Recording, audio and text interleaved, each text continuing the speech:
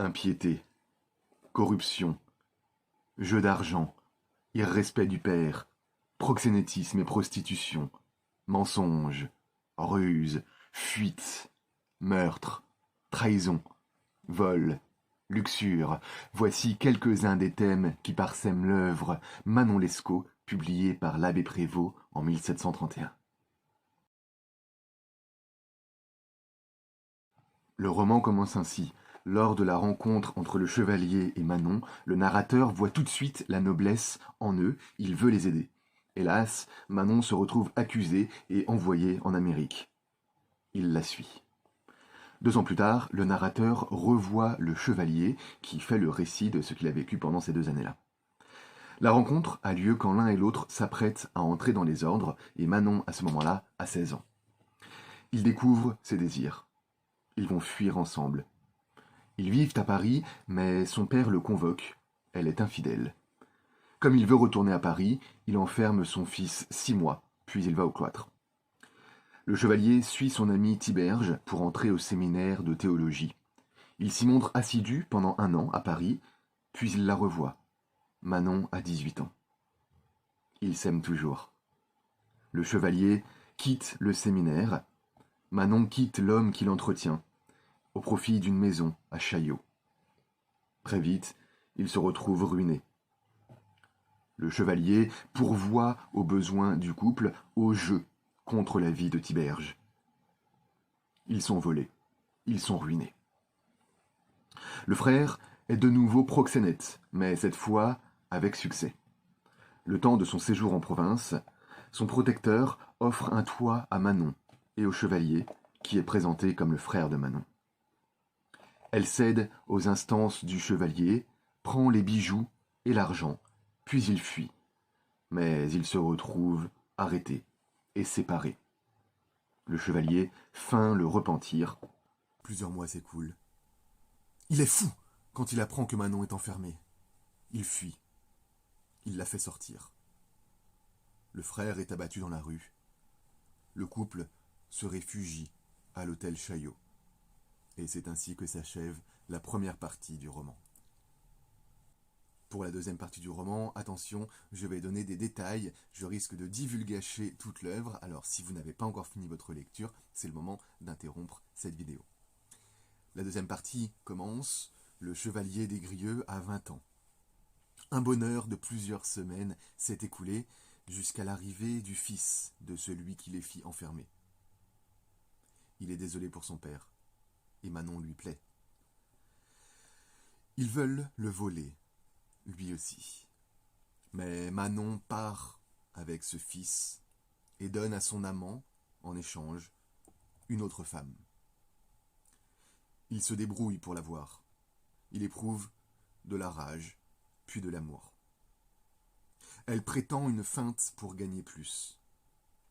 Ils font arrêter le fils pour passer une nuit ensemble, mais le père arrive. Les voilà enfermés au Châtelet. Le père du chevalier arrive et lui pardonne. Il est libéré, mais Manon est déportée en Amérique.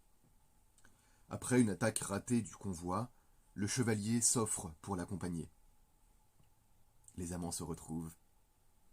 Le chevalier embarque avec Manon pour la Nouvelle-Orléans. Là-bas, leur misère faiblit par degrés. Mais quand ils veulent se marier, le gouverneur découvre leur statut et il préfère donner son neveu à Manon plutôt que le chevalier. Suite à un duel, le neveu du gouverneur meurt. Le chevalier fuit.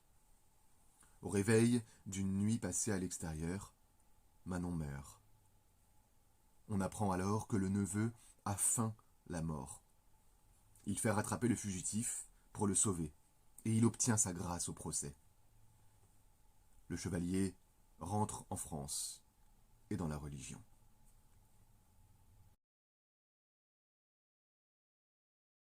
Avis de l'auteur des Mémoires d'un homme de qualité. Quoique j'eusse pu faire entrer dans mes mémoires les aventures du chevalier des Grieux, il m'a semblé que, n'y ayant point un rapport nécessaire, le lecteur trouverait plus de satisfaction à les voir séparément. Un récit de cette longueur aurait interrompu trop longtemps le fil de ma propre histoire. Tout éloigné que je suis de prétendre à la qualité d'écrivain exact, je n'ignore point qu'une narration doit être déchargée des circonstances qui la rendraient pesante et embarrassée. C'est le précepte d'Horace. On dira tout de suite ce qui doit tout de suite être dit. On réservera pour plus tard la plupart des détails. Il n'est pas même question d'une si grave autorité pour prouver une vérité si simple, car le bon sens est la première source de cette règle. Si le public a trouvé quelque chose d'agréable et d'intéressant dans l'histoire de ma vie, j'ose lui promettre qu'il ne sera pas moins satisfait de cette addition. Il verra, dans la conduite de Monsieur Desgrieux, un exemple terrible de la force des passions. J'ai à peindre un jeune aveugle qui refuse d'être heureux, pour se précipiter volontairement dans les dernières infortunes. Qui, avec toutes les qualités dont se forme le plus brillant mérite, préfère, par choix, une vie obscure et vagabonde à tous les avantages de la fortune et de la nature, qui prévoit ses malheurs sans vouloir les éviter, qui les sent et qui en est accablé sans profiter des remèdes qu'on lui offre sans cesse, et qui peuvent à tout moment les finir.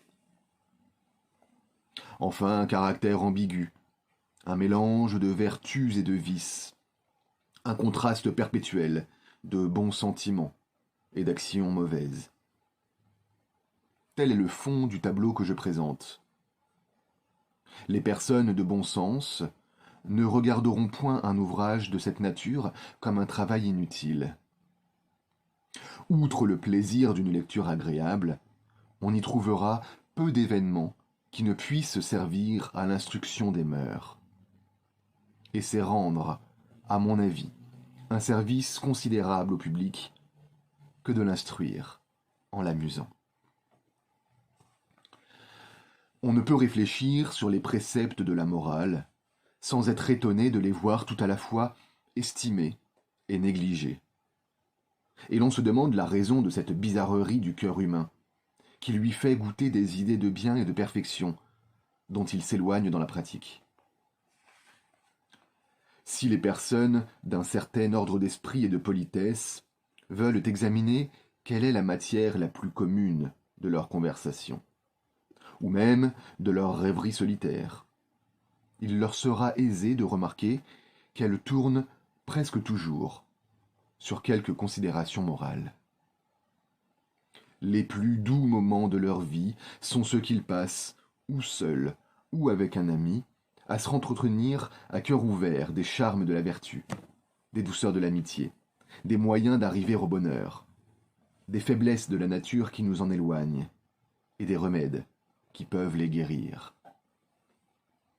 Horace et Boileau marquent cet entretien comme un des plus beaux traits dont ils composent l'image d'une vie heureuse. Comment arrive-t-il donc qu'on tombe si facilement de ces hautes spéculations et qu'on se retrouve sitôt au niveau du commun des hommes?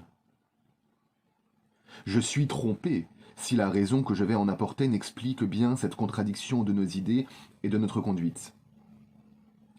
C'est que tous les préceptes de la morale n'étant que des principes vagues et généraux, il est très difficile d'en faire une application particulière aux détails des mœurs et des actions. Mettons la chose dans un exemple. Les âmes bien nées sentent que la douceur et l'humanité sont des vertus aimables et sont portées d'inclination à les pratiquer.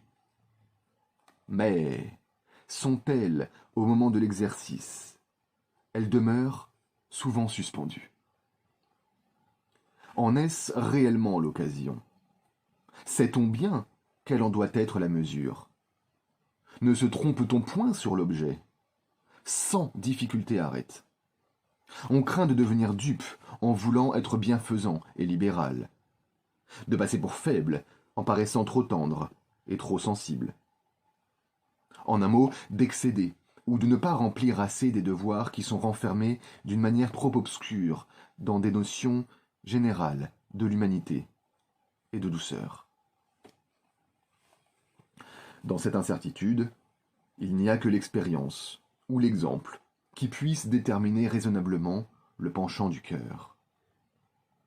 Or, l'expérience n'est point un avantage qu'il soit libre à tout le monde de se donner. Elle dépend des situations différentes où l'on se trouve placé par la fortune.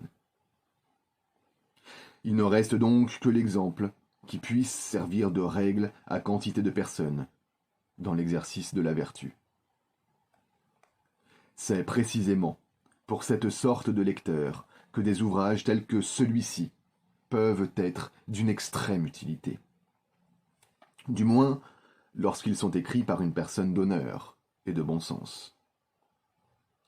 Chaque fait qu'on y rapporte est un degré de lumière, une instruction qui supplée à l'expérience. Chaque aventure est un modèle d'après lequel on peut se former. Il n'y manque que d'être ajusté aux circonstances où l'on se trouve. L'ouvrage entier est un traité de morale, réduit agréablement en exercice. Un lecteur sévère s'offensera peut-être de me voir reprendre la plume, à mon âge, pour écrire des aventures de fortune et d'amour. Mais si la réflexion que je viens de faire est solide, elle me justifie. Si elle est fausse, mon erreur sera mon excuse. Nota.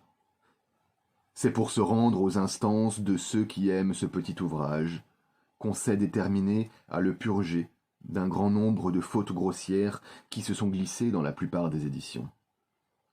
On y a fait aussi quelques additions qui ont paru nécessaires pour la plénitude d'un des principaux caractères. La vignette et les figures portent en elles-mêmes leurs recommandations et leurs éloges. Il s'agissait de l'avis de l'auteur, placé en tête de Manon Lescaut, de l'abbé Prévost, lu par Hubert Camus, 2022.